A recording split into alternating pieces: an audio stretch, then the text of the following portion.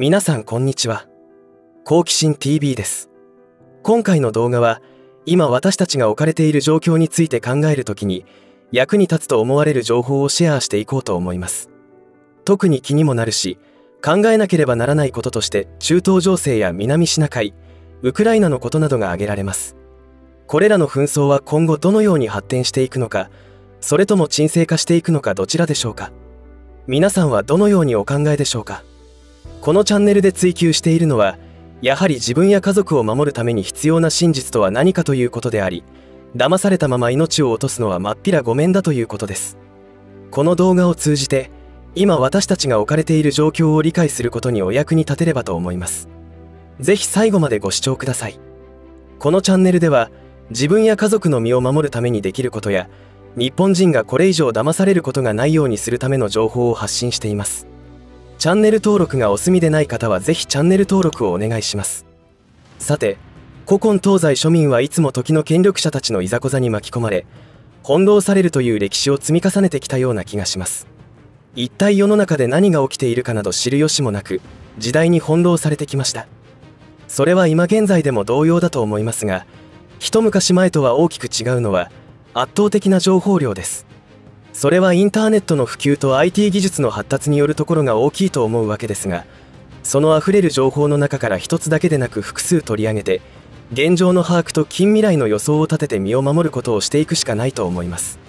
その情報収集は、テレビや新聞などの主要メディアに依存していたら正しい判断はできないどころか、問題意識すら持てないという状態に陥ってしまいます。その中で重大なポイントとなるのは、アメリカのルーズベルト元大統領が語った有名な言葉に表れています。それは、世界的な事件は偶然に起こることは決してない。そうなるように前もって仕組まれていたと、私はあなたにかけてもいいというものです。フリーメイソンの一員であったルーズベルト元大統領の言葉だけに真実味があります。このことに関しては過去動画をぜひご覧ください。アルバート・パイクが150年前に書かれたとされる手紙には、ルーズベルト元大統領が言ったことの裏付けとも思えることが書かれており、世界支配を完成させるには100年の月日が必要だということも書かれています。私たちとは明らかに時間軸が違います。そのことは周到な準備と計画が実行されており、ルーズベルト元大統領が言っているように、重要な出来事に偶然はないという言葉につながります。世界支配を目論むなどという感覚は普通の人には理解できないことだと思いますが、それはそれで背景があるのです。そのことについての話は今回は割愛します。話を戻します。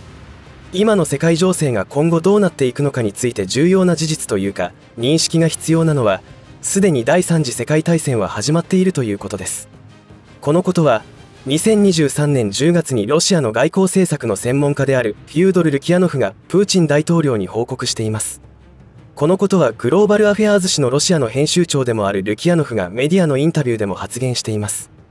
ルキヤノフ氏によると、今イスラエルとハマスの間で起きている紛争は、最後の戦いというよりも、これから世界中で多くの敵対関係が戦争という形で始まると言っています。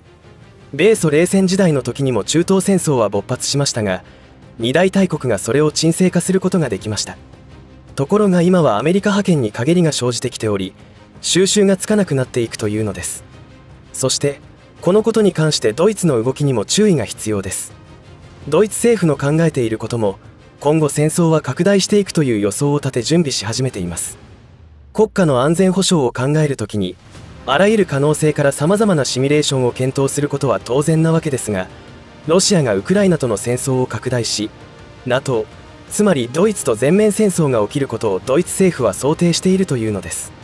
そして歴史を紐解くとドイツとロシアの圧力は、第一次世界大戦と第二次世界大戦の共通項として存在し、プーチン大統領は当然ながらその歴史を熟知していますし、祖国ソビエト連邦が崩壊したことの裏で起きていたことも把握しています。このことは以前の動画でも触れていますので、ぜひそちらをご視聴ください。そしてイギリスやスウェーデンの防衛関連閣僚が同様の動きを始めているようです。国家の安全保障を担う重要なポストを任せられている立場であれば、当然といえば当然のことだと思います。彼らは例外なく旧約聖書の内容を熟知しており、今後の展開については私たち日本人とは感じ方に大きな違いがあると思います。今現在の世界が混沌としてきている背景には、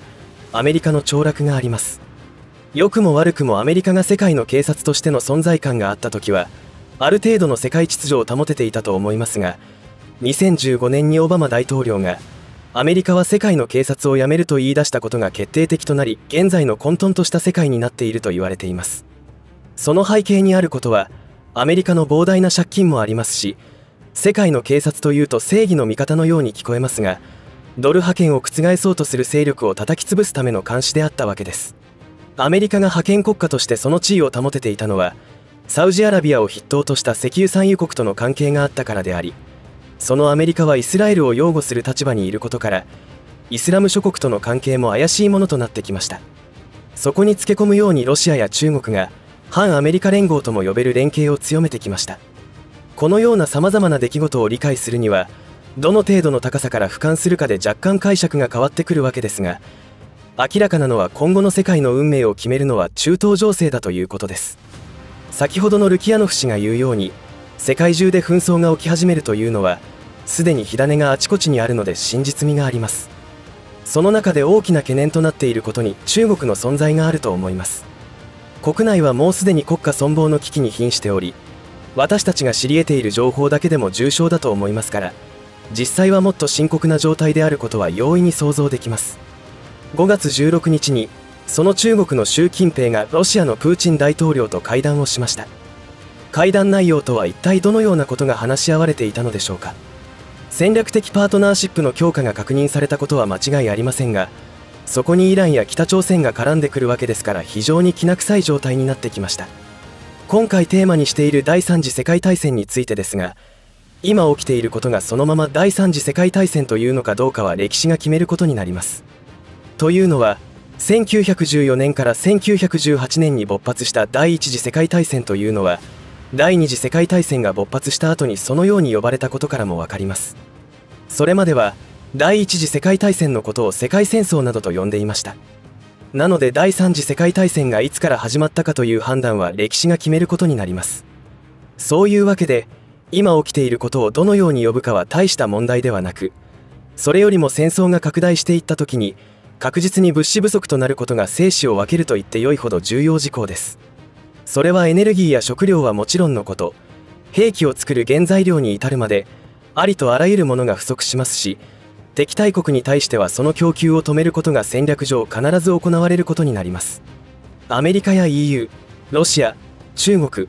イランなどの政府は戦時モードとして国家の安全保障を考えて舵を取っていると思いますが、我が国日本はどのような状況なのでしょうか。先ほどのルキヤノフが判断しているように、イスラエルとイスラム諸国との圧力には解決する糸口が見出せない状況です。そのようなこともあり、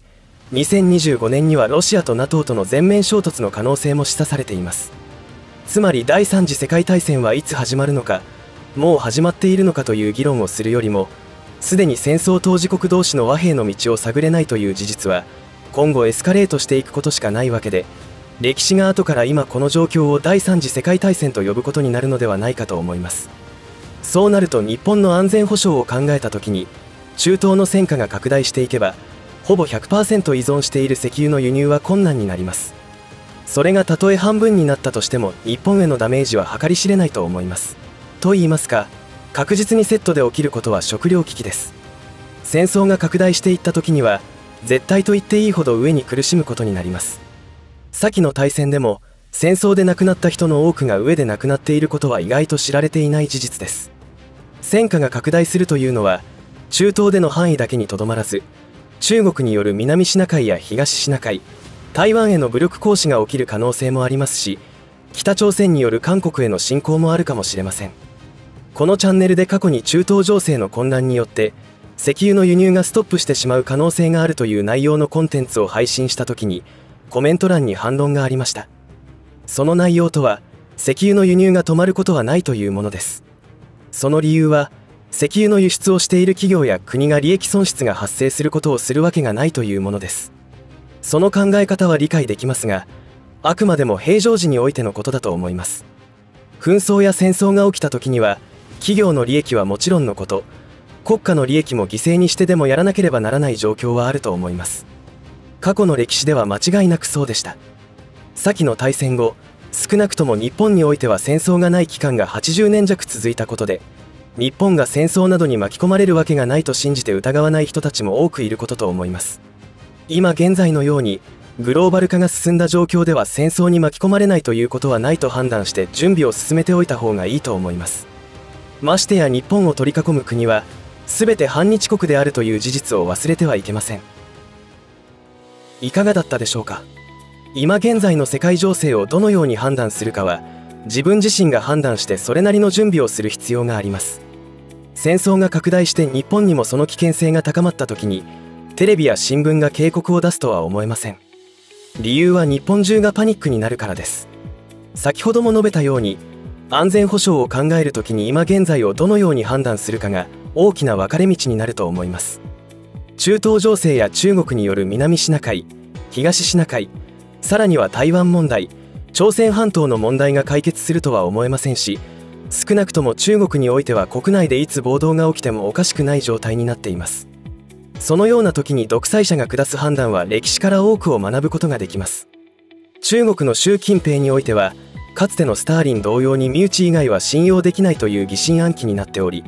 自分の妻を政府の重要ポストにする動きをし始めています。自分の地位が安泰でしたらそんなことをしないわけですから、実情はかなり追い込まれていると推察されます。いずれにしましてもこの状況においては私たちにできることは限られます。人類史上最悪の経済ショックの可能性もアメリカの金融セクターから始まる可能性が出てきています。とんでもない試練が待ち構えていると予言されているわけですが、それをどのように考えるかだと思っています。